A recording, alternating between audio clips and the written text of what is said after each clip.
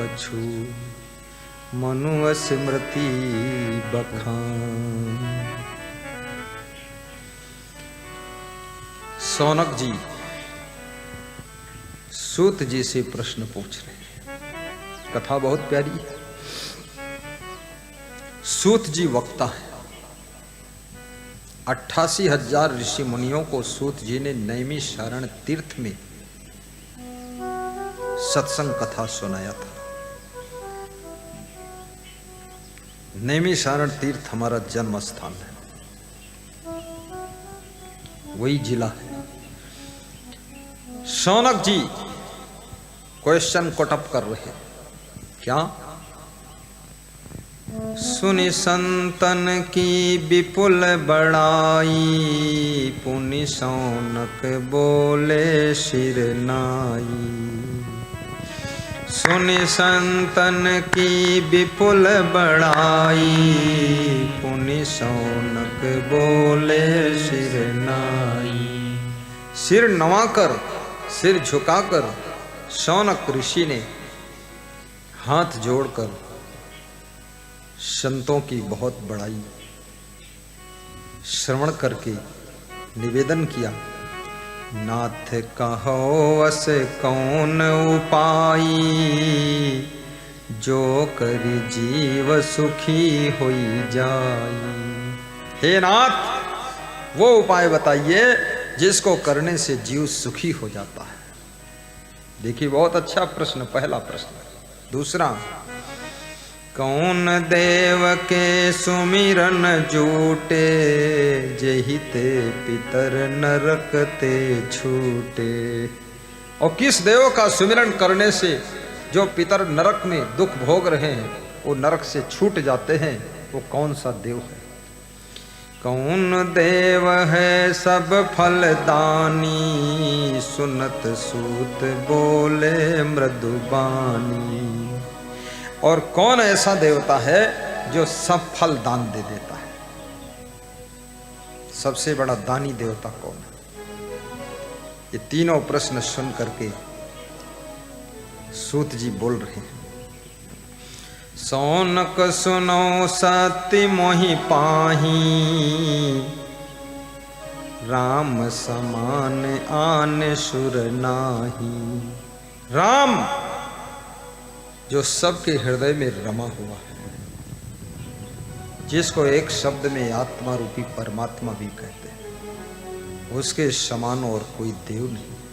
वो आत्म देव, परमात्म देव सबसे बड़ा देव है, जिसका सुमिरन करने से, जिसका ध्यान करने से, स्वरूप स्थिति का अभ्यास करने से, जिनके सुमिरन ते सुर सारे, बिनहि प्रयास ही हो ही सुखारे।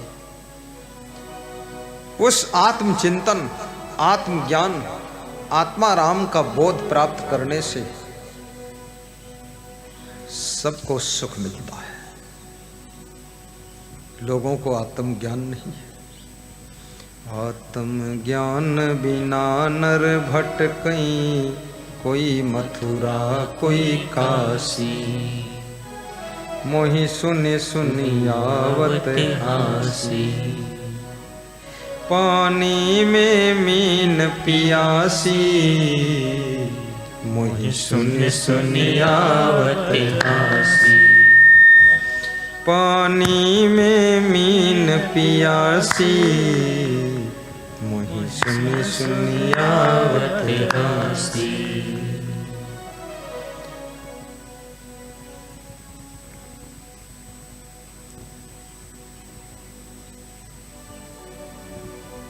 बहुत सुंदर। जो निज पितर चाहे निस्तारा, तो गुरु भक्ति करे विस्तारा। जो लोग चाहते हैं हमारे पितर नरक से छूट जाएं, तो उनको गुरु भक्ति का विस्तार करना चाहिए। विश्रद्धा होती तभी होता है, और सत्संग कराने से पुण्य बहुत होता है। क्योंकि जो 10 वर्ष से आस रख कर बैठे थे कि दर्शन कब होंगे, उनको भी दर्शन हो जाते हैं। जो लोग मोबाइल के यूट्यूब में देख चुके थे तो सोचते थे साक्षात कभी मिलन होगा कि नहीं होगा, गुरुजी कहाँ मिलेंगे। उनको भी अक्षयपुर में दर्शन मिल गया है। कितने पुण्य का ये भक्ति का विस्तार है कि सबको भक्ति दिला दिया, दर्शन दिला दिया। प्रथम भगति संतन कर संगा, दूजे रति मम कथा प्रसंगा। पहली भक्ति संतों का संग करना। यहाँ पहली भक्ति चल रही है, संतों का संग हो रहा है। गुरुपद पंकज सेवा, तीसर भक्ति अमान। चौथी भक्ति मम गुण गणे, करे कपट तजिगान। तीसरी भक्ति गुरु के कमल रूपी चरणों में निर्माणता पूर्वक सेवा करना।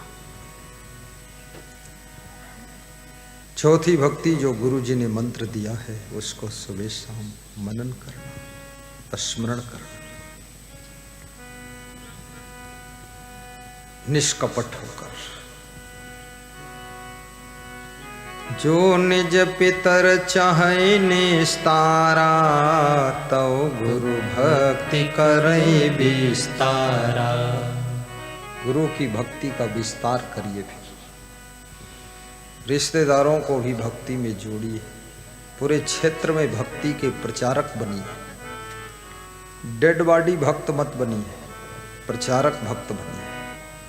कितने भक्त ऐसे होते हैं कंठी माला पहन लेते हैं, फिर मंत्र भी भूल जाते हैं, थोड़े दिन बाद गुरु को भी भूल जाते हैं, थोड़े दिन बाद वो कंठी भी टूट कर कहीं गिर गई तो उसको भी भूल जाते हैं और कहते हैं गुरु ही पार लगा देंगे। ऐसे थोड़े होता है। मोबाइल को रोज रिचार्ज करना पड़ता, तब बैटरी चार्ज होती, तब बात कराता है। ये भक्ति को भी रिचार्ज करना पड़ेगा, बार बार दर्शन, बार बार सुमिरन, बार बार ध्यान, बार बार प्रवचन सुनना पड़ेगा, तब भक्ति रिचार्ज होगी, नहीं तो भक्ति भी डाउन हो जाएगी। बार बार दर्शन जो पावे, जन्म जन्म के दुख बिसरावे। बार बार करई जो ध्याना, सो पावेगा पद कल्याणा। जैसे क्वास मही पति तारे, सुनि सौनक पुनि बचन उचारे। सूत जी ने कहा, जैसे राजा क्वास ने अपने पूर्वजों को तारा था, तो सौनक जी ने कहा, अरे हे मुनिवर, वो कथा सुनाओ, राजा क्वास कौन थे और कैसे अपने पितरों को तारा था, पूरा वर्णन सुनाइए। हे प्रभु के ही प्रकार नरहारी, तारे पितर कहो विस्तारी। हे प्रभु, कैसे पितरों को तारा, विस्तार पूर्वक सुनाइए। पुर एक बस्ती कहू, क्वास नाम तामे नृप रहू। हे सौनक जी, शेखरपुर नाम का एक नगर था, वहां राजा क्वास नाम का एक नृपति रहता था। अंत समय यमगण चली आए, मारी बांध निज लोक सिधाए। और जब उसका अंतिम समय आया, मृत्यु का समय आया, तो यमराज के दूत यमगण आए और उसको मारा पहले खूब। इसलिए मरते समय लोग रोने लगते ना, वो यमदूत मार रहे हैं तो रोने लगता है। तुमको दिखेंगे नहीं यमदूत, उसकी कुटाई शुरू। और फिर बांध लिया और फिर उसकी आत्मा को लेकर चल दी। ये देखिए कहानी है, बहुत सुंदर कहानी। यमदूत, सबको एक दिन मृत्यु को प्राप्त होना पड़ता है।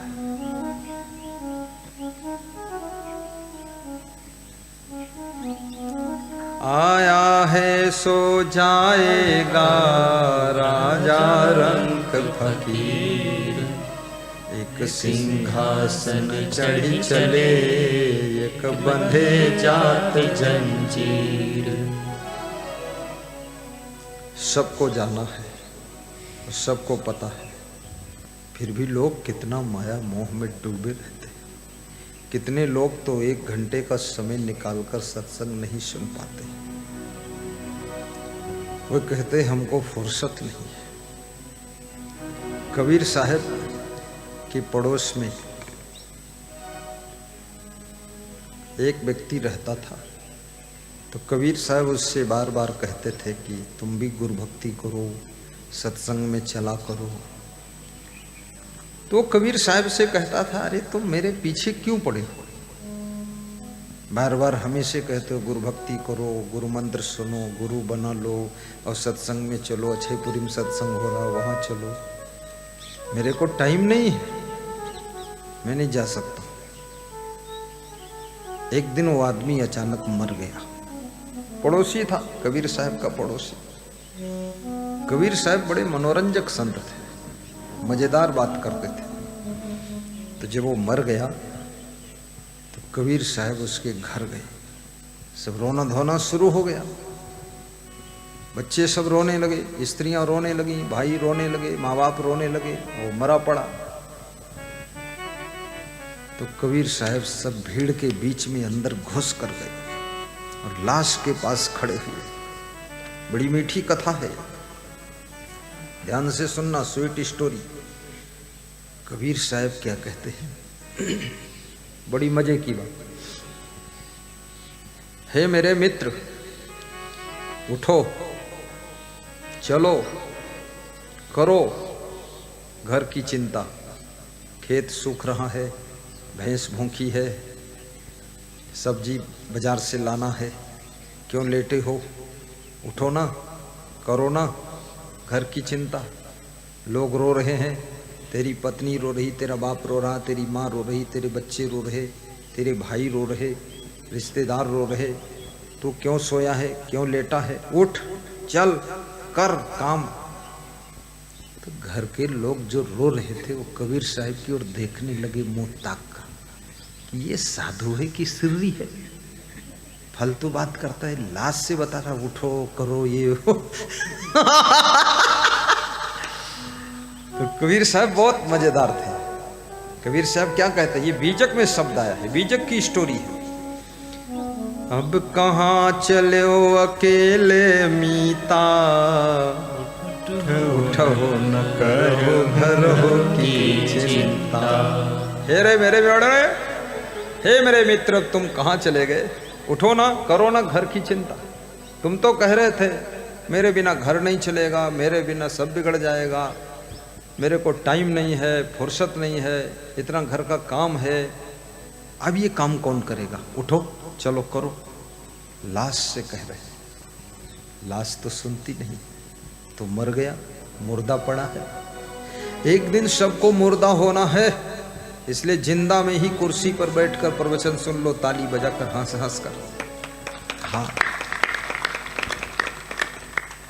ये लोग तैयार है, होशियार है सब कि मरने से पहले सुन लूंगा। तो यमदूत आएंगे नहीं, पे हरिदूत आएंगे। एक सिंहासन चढ़ चले एक बंधे जात जंजीर, तो हम सिंहासन पर चढ़ के जाएंगे, जमदूतों की जंजीर में बंद कर नहीं जाएंगे, भक्ति के सिंहासन पर।